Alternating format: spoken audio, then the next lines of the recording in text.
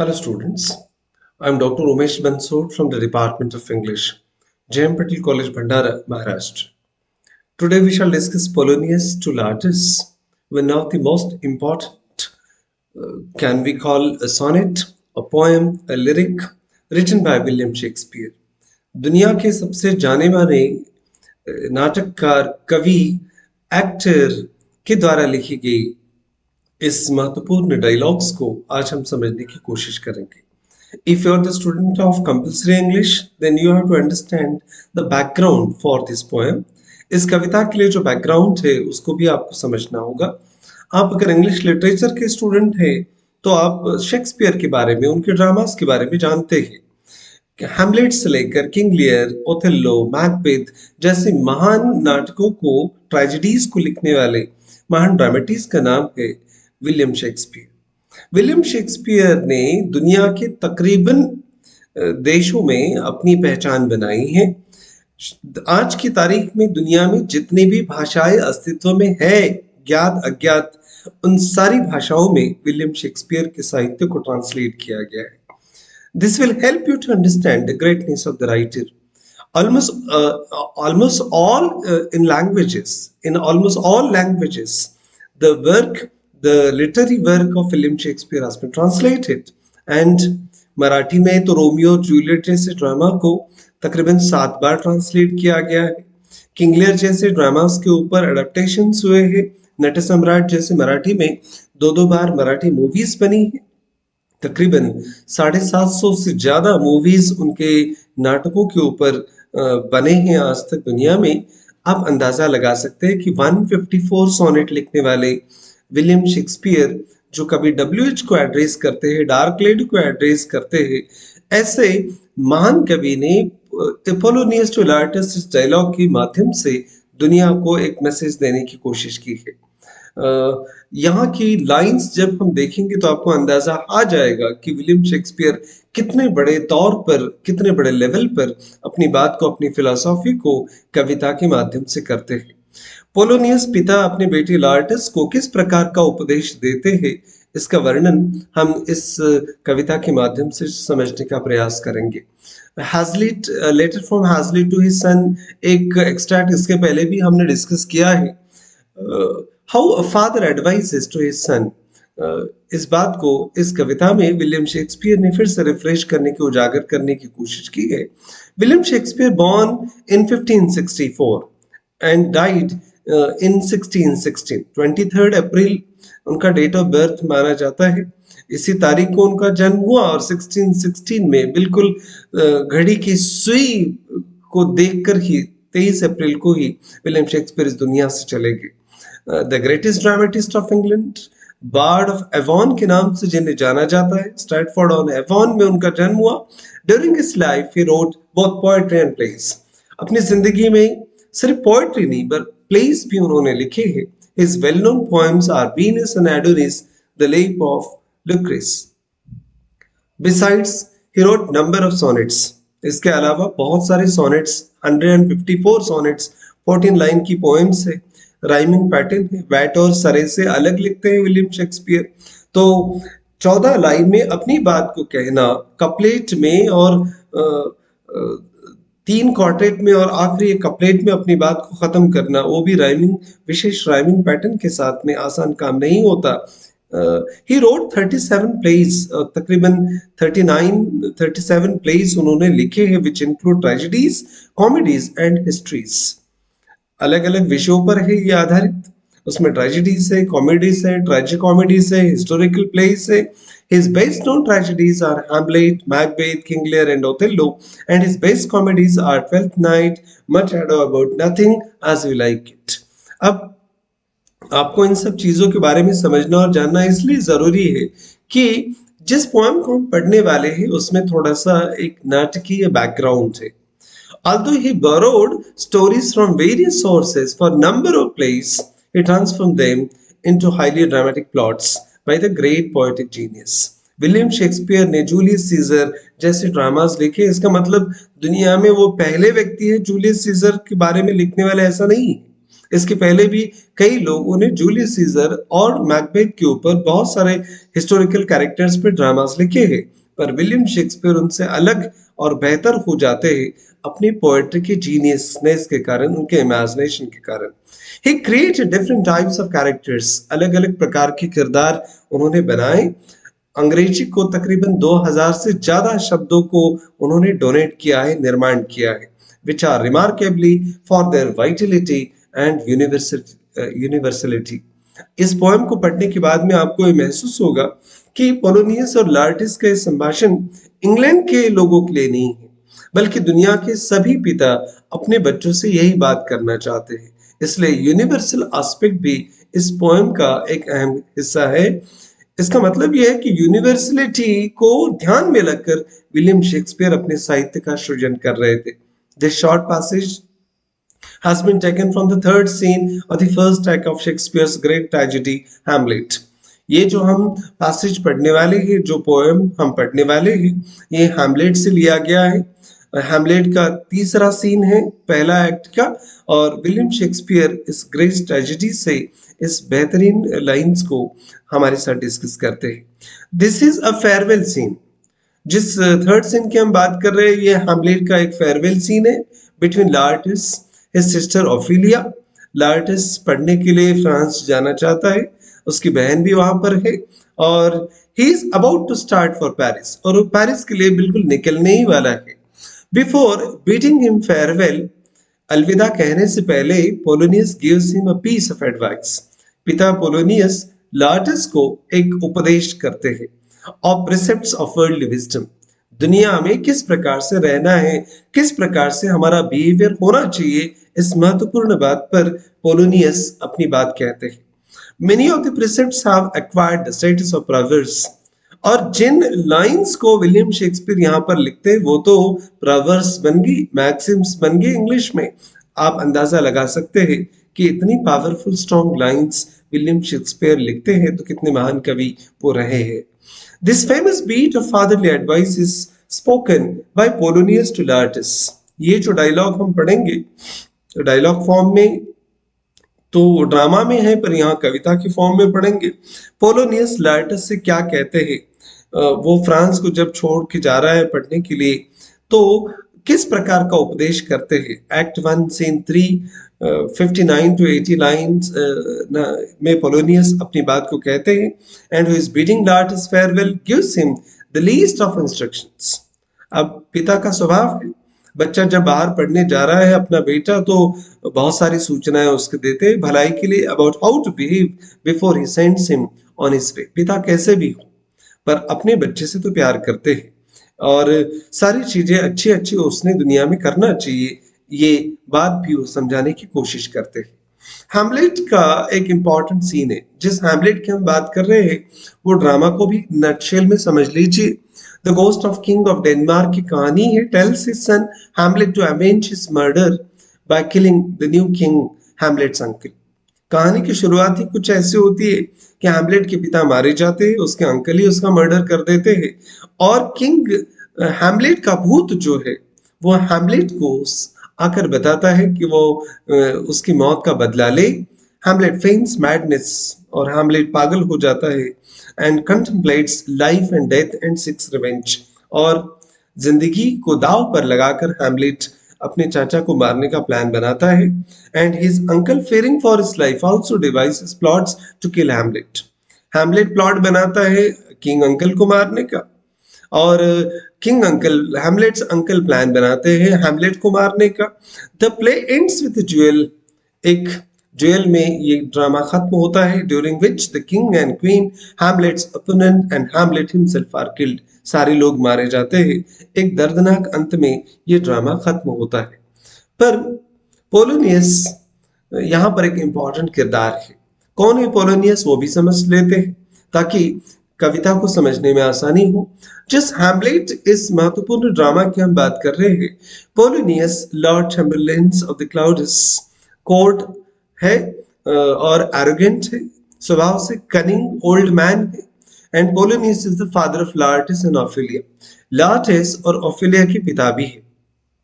अब Lord of Chamberlain के ओहदे पर वो वहां पर दरबार में है, स्वभाव से एरोगेंट है, थोड़े से धूर्त किस्म के। जो उपदेश वो अपने बेटे को दे रहे हैं इस कविता के माध्यम से, ऐसा लगेगा कि बहुत आदर्श पिता है। पर ऐसे किसी भी बात को, ऐसे किसी भी आइडियल्स को पोलोनियस अपनी जिंदगी में उनका इस्तेमाल नहीं करते। पर लार्टिस और ओफिलिया के पिता होने के कारण उनको वो उपदेश तो दे रहे हैं। ओफिलिया दूसरा एक इम्पोर्टेंट किरदार है जिसका जिक्र इस कविता में होता है। पोलोनियस डॉटर है and beautiful young woman with whom Hamlet has been in love. Ophelia से हैमलेट प्यार करता है and Ophelia is a sweet and innocent young girl who obeys her father and her brother Laertes. एक आज्ञाकारी बेटी है, पिता और भाई दोनों की इच्छाओं का और आज्ञाओं का पालन करती है और dependent on men to tell her how to behave, she gives in Polonius schemes to spy on Hamlet. Even in her lapse into madness and death, she remains maidenly, singing songs about flowers and finally drowning in the river amid the flower garlands she had gathered. इस प्रकार से Ophelia का भी अंत होता है। लार्टिस की जब बात हम करते हैं, पोलोनियस सन, पोलोनियस का बेटा है, ओफिलिया का भाई है and young man who spends much of the play in France. बहुत सारा समय वो फ्रांस में बिताता है। Passionate and quick to action, थोड़ा सा उतावला भी है। Laertes is clearly a foil, पर लार्टिस जो प्लान है पोलोनियस का उसको खराब कर सकता है शायद फॉर द रिफ्लेक्टिव हैमलेट। अगर हैमलेट के बारे में उसको आगाह नहीं किया जाए, जिंदगी के बारे में उसको नहीं समझाया जाए, तो शायद पोलोनियस का जो प्लान है वो बिगड़ सकता है। इसलिए उसको थोड़ा सा डर भी है लार्टिस के बारे में। In Polonius house Laertes prepare to leave for France. अब यहाँ से हमारी कविता शुरू हो जाएगी, पोएम को हम डिस्कस करेंगे कि फ्रांस जाने के लिए पोलोनियस घर पर बेटे को अलविदा करने के लिए है और लार्टिस तैयारी कर रहा है जहाज में बैठने की। Bidding his sister Ophelia farewell, he cautions her against falling in love with Hamlet.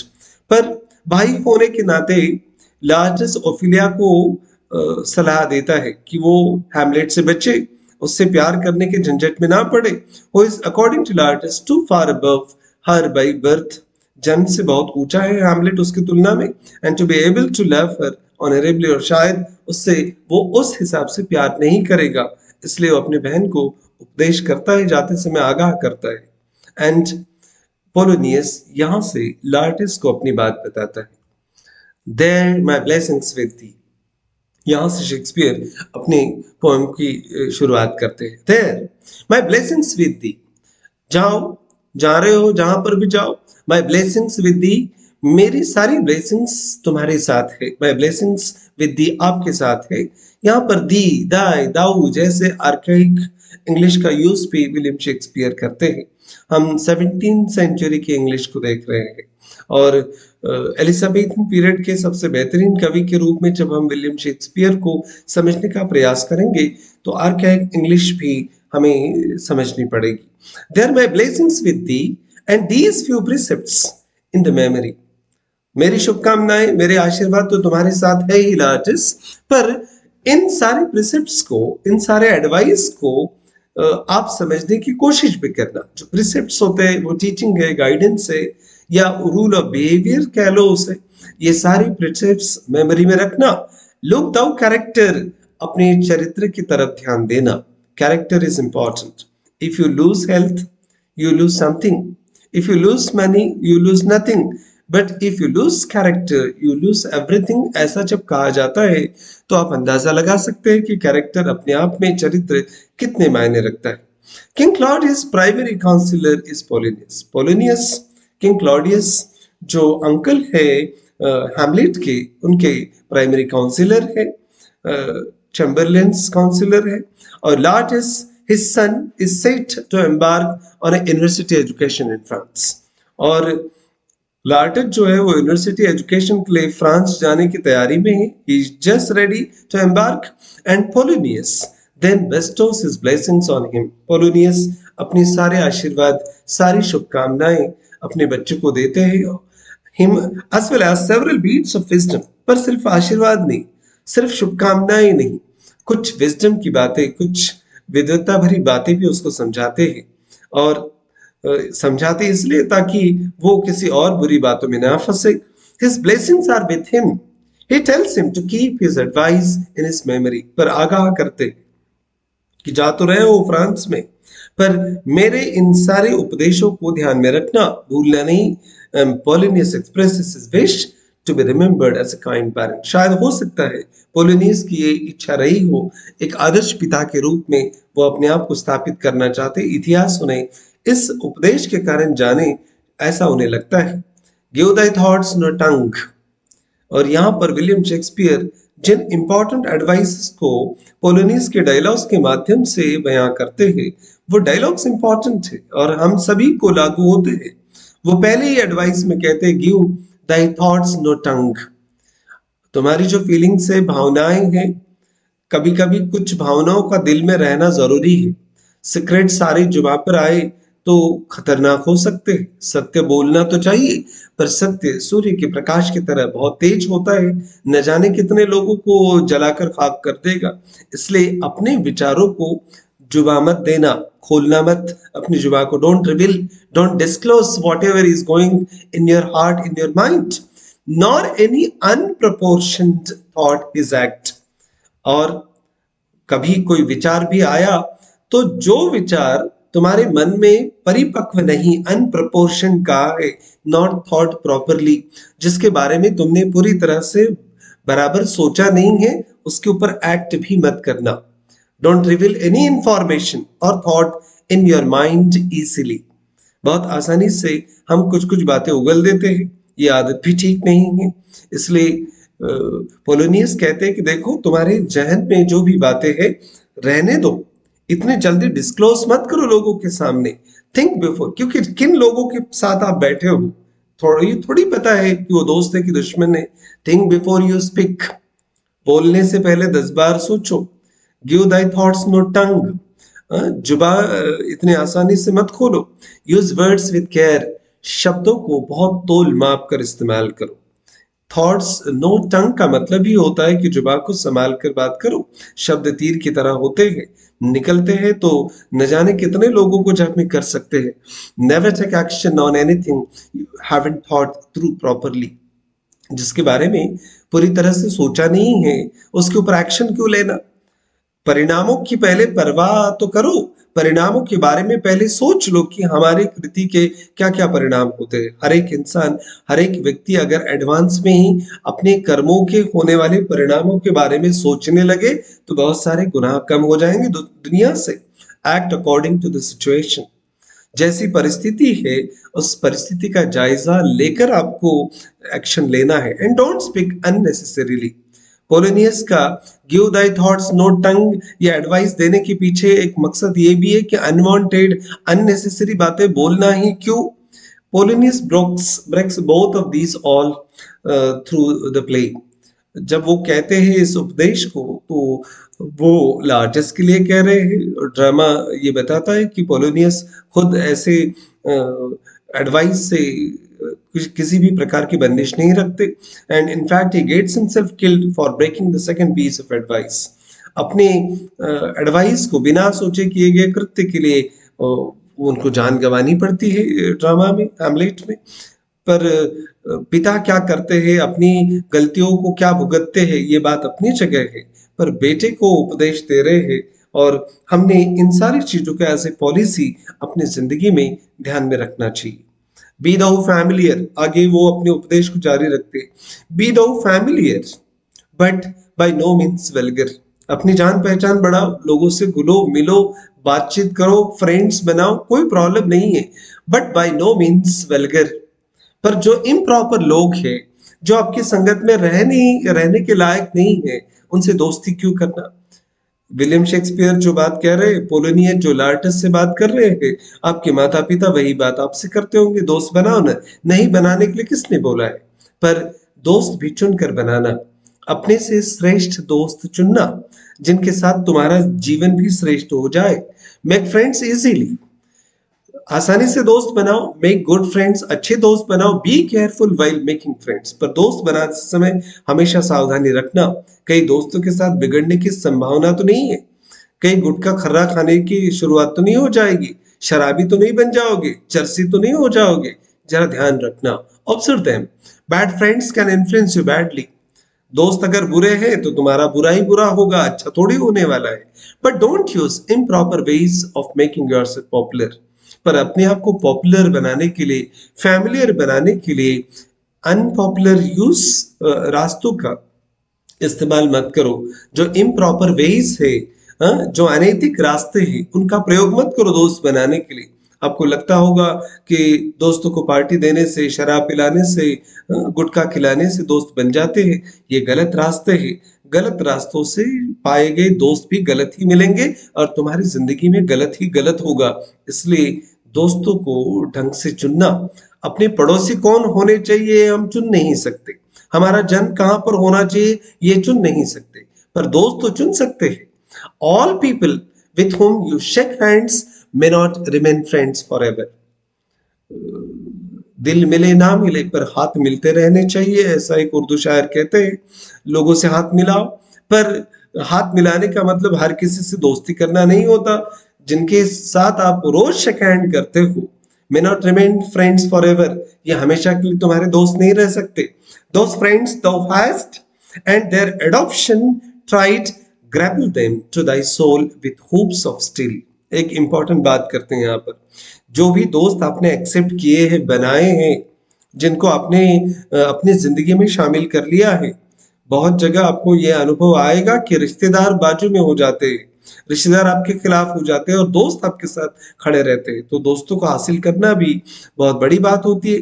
पर सारी चीजें देखकर परख कर दोस्त फ्रेंड्स thou has, जो भी दोस्त आपके पास है, एंड देयर एडॉप्शन ट्राइड, और आपने ट्राई कर लिया, उनको परख लिया, ग्रैपल देम, पकड़ लो उनको, खोने मत दो, क्योंकि बड़े मुश्किल से दोस्त मिलते हैं। Thy soul with hoops of steels, जिससे हो सके हुप्स ऑफ स्टील से उनको पकड़ लो, खोने मत दो। When you have good friend there acceptance is tried and stick fast to them. अगर परीक्षा होगी, आपको समझ में आया कि दोस्त अच्छा है, तो पकड़ लो उसको, छोड़ो मत। Hold them, don't lose them once you जज them. And Polonius is telling his son that he should see that what he can learn and be from other people। हमेशा जब दोस्त आप बनाएंगे तो इस बात का भी ध्यान रखना कि जो दोस्त आपके, उनसे क्या सीख सकते हैं आप। He will invest the emotion of love in friendship, and it is that will stabilize his friendship even through hard times। कठिन समय में भी ये सारे दोस्त आपके साथ रहेंगे, इमोशनल बॉन्ड रहेगा। Catch the friends with the hopes of metal very closely. जिस प्रकार का होप्स ऑफ मेटल्स होते हैं, उससे अपने दोस्तों को पकड़ लो। आगे पोलोनियस कहते हैं, but do not dull thy palm with entertainment. दोस्त बना लिए, पर सिर्फ टाइम पास करने के लिए थोड़ी दोस्त बनाए, मनोरंजन के लिए थोड़ी गए हो वहां पर। Of each new hatched unfledged comrade. If you choose good friends, अगर तुम अच्छे दोस्त बनाते हो, just them but not don't act like a clown. पर जोकर मत बनो। दोस्त बनाने हैं ना, अच्छे दोस्त चुनो ना। इतिहास में ऐसे कई दोस्ती के उदाहरण मिल जाएंगे जिन्होंने एक दूसरे के लिए अपनी जान भी दांव पर लगा दी। ऐसे दोस्त चुनो। एंटरटेनर, क्लाउन की तरह, जोकर की तरह मनोरंजन करने वाले कमजोर दोस्त नहीं होना। इनएक्सपीरियंस फ्रेंड्स लेकर करोगे क्या। हमने पहले ही कहा कि अपने से दोस्त अनुभवी होना, ज्ञानी चाहिए, श्रेष्ठ चाहिए। कृष्ण भी अर्जुन को सखा मानते हैं, मार्गदर्शक या भगवान नहीं बनाते। तो ये सखा, ये दोस्त भी इंपॉर्टेंट होता है सही रास्ता जिंदगी में दिखाने के लिए। Don't extend help without requirement, एक इंपॉर्टेंट सलाह है। Of each new hatched unfledged comrade. इन एक्सपीरियंस दोस्तों को आपने किया है, दोस्त बनाया है, बिना मांगे मदद भी मत करना। सुनने में ये बातें कठोर लगती है, पर जब आपकी सेवा की जरूरत ही नहीं है तो जबरदस्ती मदद करने के लिए जा क्यों रहे हो।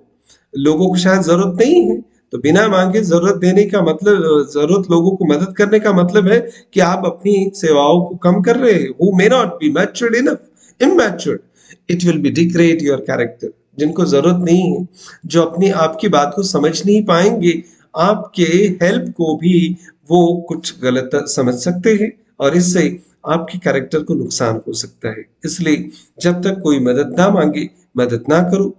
Beware of entrance to quarrel. बाहर जाते हो पढ़ने के लिए, लार्टस के लिए सलाह है पोलोनियस की, पर ये सारे स्टूडेंट के लिए भी सलाह है। जब बाहर जाते हो तो किसी के साथ झगड़ा मत करो, किसी के साथ किसी प्रकार का क्वारल मत करो, but being in bears that the opposed may beware of thee. इस बात का हमेशा ध्यान में रखना कि जो एनिमी है, जो दुश्मन है, उससे सावधान रहना है। बाहर के प्रदेश में कौन दोस्त है कौन दुश्मन है समझ में नहीं आता। Try to stay out of fights. इसलिए ऐसे झगड़ों से, ऐसे फाइट से अपने आप को दूर रखो, बचाओ। But if you find yourself in one, make sure that you keep the guy you are fighting afraid of you. पर खुदा ना खास्ता अगर झगड़ा होता भी है किसी के साथ में, अगर किसी के साथ फसाद हो ही जाता है, तो इस बात को ध्यान में रखना कि अगर तुम किसी के साथ झगड़ा कर भी रहे हो तो you are fighting afraid of you. जिसके साथ झगड़ा कर रहे हो वो तुमसे डरना चाहिए, तुम डर कर वापस मत आना। Don't enter into any fight.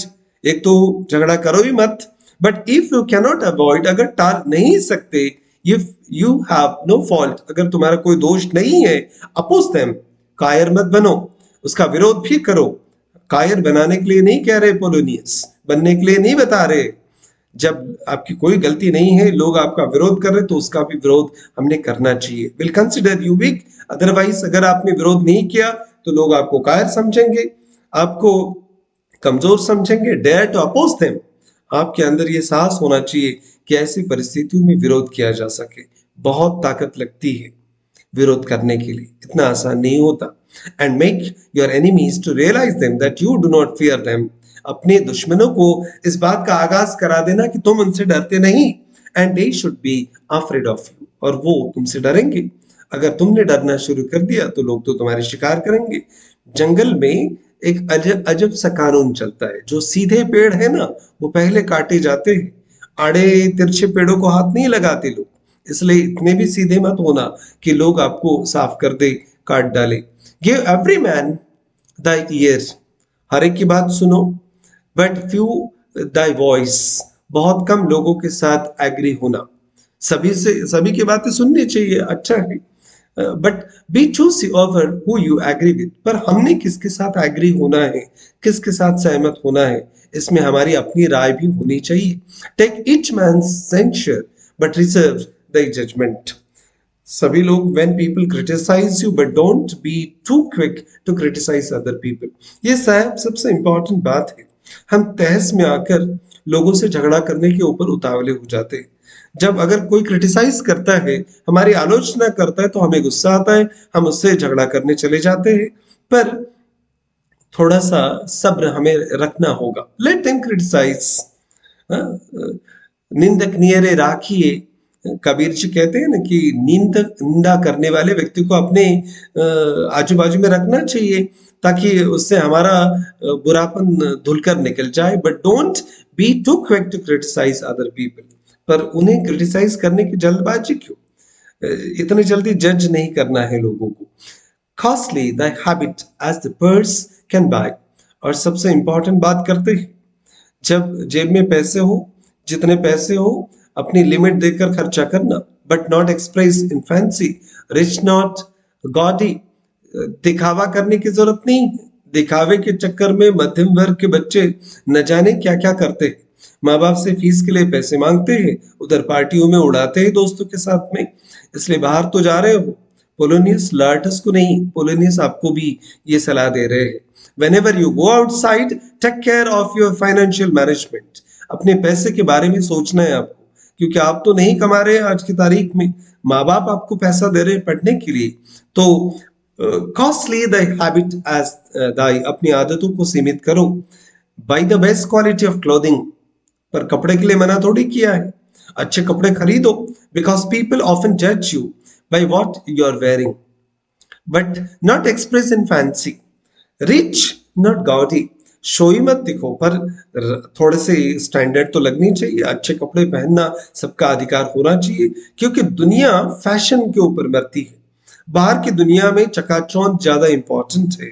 इसलिए विलियम शेक्सपियर पोलोनियस के माध्यम से कहते हैं, और ये फ्रांस की बात हो रही है जहां के लोग अपने ड्रेसेस के लिए, ड्रेस हैबिट्स के लिए, अपनी फैशंस के लिए, लग्जरीज के लिए जाने जाते हैं। तो कपड़े खरीदो ना अपने लिए, ड्रेस अच्छे खरीदो, ताकि दुनिया आपको एकदम भिखारी ना समझे, आपको तवज्जो दे, ध्यान दे। और आपके दिखावे पर अगर दुनिया जाती है तो वो आपको जमना चाहिए, वो आपको आना चाहिए। But spend your money on quality, not just on being flash. सिर्फ फ्लैश मारने के लिए, इंप्रेस करने के लिए, इन्फ्लुएंस करने के लिए नहीं, क्वालिटी के ऊपर खर्चा करो। Remember that the French pay a lot of attention to how you dress. French लोगों का ध्यान हमेशा से रहता है आप क्या पहनते और कैसे रहते। For the apparel of proclaims the man, हम जो दिखते हैं वही जाहिर होता है दुनिया के सामने। And they in France are the best rank and station, are most of the select and generous chief in that। और फ्रांस के जो लोग हैं इस बात में माहिर है। पीपल जज फ्रॉम योर वेयरिंग, लोग आपको डिक्लेयर करते हैं, प्रोक्लेम करते हैं आपके ड्रेस के कारण। अगर ये सच्चाई है तो French people are perfect are in dressing, वो अपने ड्रेसिंग में परफेक्ट है। एंड फ्रेंच एरिस्टोक्रेट्स, जो रॉयल लोग हैं, you will find always in their best attire. France के लोग हमेशा अपने बेस्ट अटायर में रहते हैं। They are most selective in dresses and generous also, अपने स्वभाव से वो उदार भी है, पैसा भी दिल खोलकर खर्च करते हैं, बहुत सिलेक्टिव है ड्रेस के बारे में। पर ये सब करते समय एक सबसे महत्वपूर्ण एपिसोड को यहाँ विलियम शेक्सपियर जोड़ते हैं। इन लाइंस को दीवारों पर लिख देना अपने घरों में। Neither a borrower nor a lender be. एक सबसे कठोर उपदेश देते हैं, कभी उधार मत लेना और देना भी मत। शायद देश समझ जाए, शायद मध्यम वर्ग समझ जाए इस बात को। उधार के पैसे लेकर, बैंकों से कर्जे लेकर रईसी की जिंदगी गुजारी नहीं जा सकती। जब 80,000 करोड़ का हर महीने हमें इंटरेस्ट विश्व बैंक को भरना पड़ता है, तो हमने और कितना कर्जा लेना है, हमें थोड़ा सा अंदाजा लगाना पड़ेगा। इसलिए विलियम शेक्सपियर के एडवाइस को लोगों ने समझना चाहिए। नीदर बी ए बोरोर, पुराने लोग अच्छे थे, दादा दादी, नाना नानी, हमारे उस जमाने के लोग बहुत स्वाभिमानी थे, उधारी के चक्कर में जाते नहीं थे, जितना घर में उसी में गुजारा कर लेते थे। पर आज की मध्यम वर्ग की हालत, सारी चीजें कर्जे पर, ईएमआई पर, लोन पर लेने की आदत सी पड़ती जा रही है। विलियम शेक्सपियर का ये उपदेश जरा ध्यान में रखना, neither be a borrower nor a lender be, for loan of loses both itself and friend. कर्जा लेने से क्या होगा, आपका खुद का सेल्फ रिस्पेक्ट तो रहेगा ही नहीं, दोस्त भी छूट जाएंगे। पैसा देंगे तो भी दोस्त छूटेंगे, पैसा लेंगे तो भी दोस्ती खराब हो जाएगी। पैसा, व्यवहार, ये दोस्ती में कैची है, ऐसे बहुत सारी पंक्तियां हम दुकानों में देखते हैं। And borrowing dulls the edge of husbandry, अगर आपने हमेशा इस प्रकार के कर्जे लेते गए तो आपकी जो इकोनॉमिकल आदत है वो भी खराब होती जाएंगी। And this above all to thine own self be true, और आपका स्वाभिमान भी जाता रहेगा। इसलिए डोंट लेंड पीपल मनी। बात ठीक नहीं लगती पर यही सच्चाई है, पैसे उधारी मत दो, क्योंकि जिनको उधार देंगे उनसे वापस भी लेना होगा। नहीं दिया समय पर वापस तो संबंध खराब हो जाएंगे, तो संबंध तो गवा कर बैठेंगे ना। You won't get your money back, पैसे वापस नहीं मिलेंगे। And you will probably quarrel with the person you lend to it, फिर जिसको पैसे दिए उसके साथ पैसे वापस लेने के लिए आप झगड़ा करेंगे। You will fight with him और हर। तो ये नौबत क्यों आने देना। डोंट बारो मनी, इसलिए पैसे उधारी भी मत लो। Learn to manage your own, अपने सारे खर्चे अपनी औकात के हिसाब से मैनेज करना हमें सीखना चाहिए। अब यहाँ पर दो राय हो सकती है। कुछ लोग होते हैं जितनी कंबल है, जितनी चादर है उतने पैर पसारो। कुछ लोग कहते हैं कि पैर अगर लंबे हैं तो चादर क्यों नहीं बड़े करते। पैसा जब तुम्हारे पास आ जाएगा तो आपको बताने की जरूरत नहीं पड़ेगी कि खर्चा कैसे करना है, पर नहीं है तो कैसे खर्चा करना, ये बात वो बता रहे। Don't use your relations only for commercial purpose. हम दोस्त बनाते हैं, रिश्तेदारों से हमेशा उम्मीद करते हैं कि उन्होंने हमें मदद करनी ही चाहिए। जब हम किसी स्वार्थ से कोई संबंध बनाते हैं, दोस्ती बनाते हैं, तो ये स्वार्थ उस दोस्ती के आड़े आ सकता है।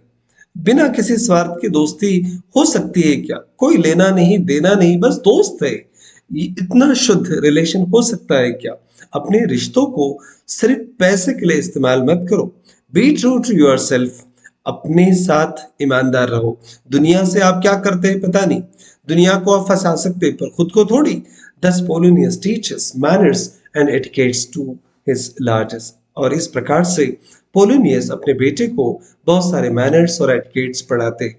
And it must follow as the night the day thou canst not then be false to any man, farewell my blessing season this in thee, और एक एज डिफरेंट पॉसिबिलिटी है तुम्हारे साथ। ये जो मेरा एडवाइस है वो आज तुम्हें समझ में आता कि नहीं आता मुझे पता नहीं, आज तुम इसके कितने फायदे लेते हो मुझे पता नहीं, पर आने वाले समय में मेरा ये उपदेश तुम्हारे लिए कितना लाभकारी है ये समझ में आएगा। Polonius believes that the person can be harmless, वो विश्वास करते and must follow as the night the day thou canst not then be false to any man, झूठे मत बनो, दूसरे के साथ बुरा व्यवहार मत करो। And good others when he is financially sound, therefore he must be loyal to this best interest first, जब तुम्हारे पास पैसा आ जाएगा तो तुम लोगों के साथ अच्छा बर्ताव करो, ज्यादा पैसे की गर्मी दिखाने की जरूरत नहीं है। If you are financially sound you will not harm any man, पैसा कमाओ ताकि पैसा कमाने के बाद तुम दूसरों को कम से कम लूटोगे नहीं, अपने आप में काफी पैसा आप कमा लोगे। You will not lie with anybody, जब आप संपन्न हो जाएंगे, जब आप अमीर हो जाएंगे तो आप किसी को फंसाएंगे नहीं। जब आप पैसा कमाना शुरू कर देंगे तो किसी को आप नुकसान नहीं पहुंचाएंगे। You will not cheat anybody, आप दूसरों को लूट कर उन्हें फंसा कर झूठ बोलकर पैसे नहीं अर्जित करेंगे। Saying this he bids farewell to his son and hopes that his advice will bear fruit in him. अब ये उपदेश कब परिणाम दिखाएगा बता नहीं सकते, पर माँ बाप का कर्तव्य है वो अपने बच्चों को अच्छी अच्छी बातें सिखाते हैं, अच्छी अच्छी बातें हमने बतानी भी चाहिए और अपनी जिंदगी में उन्हें हमें आजमाइश भी करनी है। इसलिए पोलोनियस लार्टस जो कहते हैं, शेक्सपियर के माध्यम से हमने इस कविता को समझने का प्रयास किया। ऐसा समझिए कि पिता अपने पुत्र को, हमारे खुद के पिता हमें ये एडवाइस कर रहे हैं। This video is also available on Grammar Planet by Dr. Umesh बंसुड़। उम्मीद करते हैं कि ये डिस्कशन बहुत सारे नए नए बैकग्राउंड के साथ और लोडेड पोएम है, बहुत सारे उपदेश से भरी हुई है, आपको समझ में आएंगी, मदद करेगी आपको कविता समझने के लिए और अपनी जिंदगी में इस फिलोसॉफी को लाने के लिए भी। Thank you very much.